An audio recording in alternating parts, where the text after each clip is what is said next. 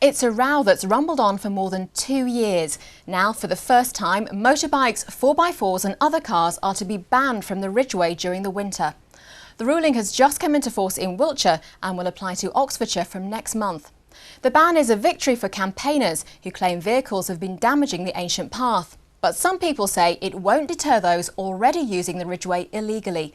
Alistair Fee has been out with a group of bikers. Trail riding on the Ridgeway. Dozens of bikers take to this ancient road every weekend. Taxed and insured, these bikes are all legal, and up until now they've had as much right to use the Ridgeway as anyone else. But together with 4x4 drivers, they've come under heavy criticism for riding irresponsibly and harming the track. In terms of respect, we don't think we do any damage to it. It is important to respect other users. I mean, they have a right to be here as well. And to that extent, we advocate that if you're passing someone walking, then you slow right down to a walking pace or barely above it to go past them. With horses, we will generally stop and turn off engines so as not to frighten the horses. An illegal rider. With no number plates, he represents the side of off-road motorcycling that gives others a bad name. That was a classic example of why the new law will make no difference whatsoever to someone who's riding completely illegally on a machine which is not road legal. When this is a road, the Ridgeway is a road the same as the M4 or a B road, any tarmac road. This has got exactly the same legal status. It's in the winter when the real damage is done. Short-term banning orders have been used in the past, but this is the first time something so comprehensive has been brought in. It would be interesting to know what's actually caused this. I mean, this isn't an ordinary 4x4. It looks like this has been a full-on Caterpillar vehicle that's been through here. Deeper than even a normal 4x4. And also, judging by the tyre marks, it looks more like a tractor. These riders, together with those driving 4x4s, now face a winter ban on using the Ridgeway. For the time being, these will be annual restrictions while damage to the Ridgeway is carefully monitored. Alistair Fee, BBC South Today, the Ridgeway.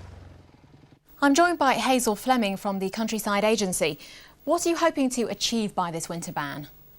Well, as many of your viewers will know, the Ridgeway National Trail at the moment is quite rutted. There are lots of potholes and the surface isn't very good. So people that are using the Ridgeway on a day-to-day basis are having difficulty when they're walking, riding and cycling.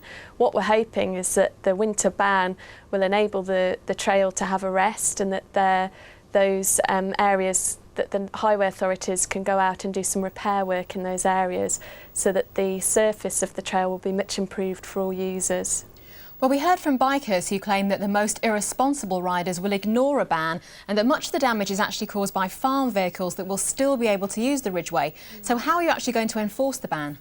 Yeah, we're working together with local police forces, both Thames Valley and Wiltshire Police Constabulary, and they're going out at the busy times when the Ridgeway is most used and making sure that the ban is enforced. So that's what we're hoping for over the winter months, that we'll work together in cooperation with the forces. And we will also be carrying out monitoring along the trail. We have some vehicle monitors out there, and so we'll be keeping an eye on what exactly is using the trail over the winter months. Briefly, isn't all this against the spirit of the Ridgeway? It's an ancient pathway that's always been open to everyone. The Countryside Agency have defined the Ridgeway as a national trail, and the users of that trail are walkers, riders and cyclists.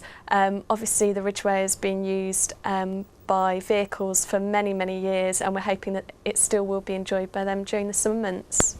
Hazel Fleming, thank you.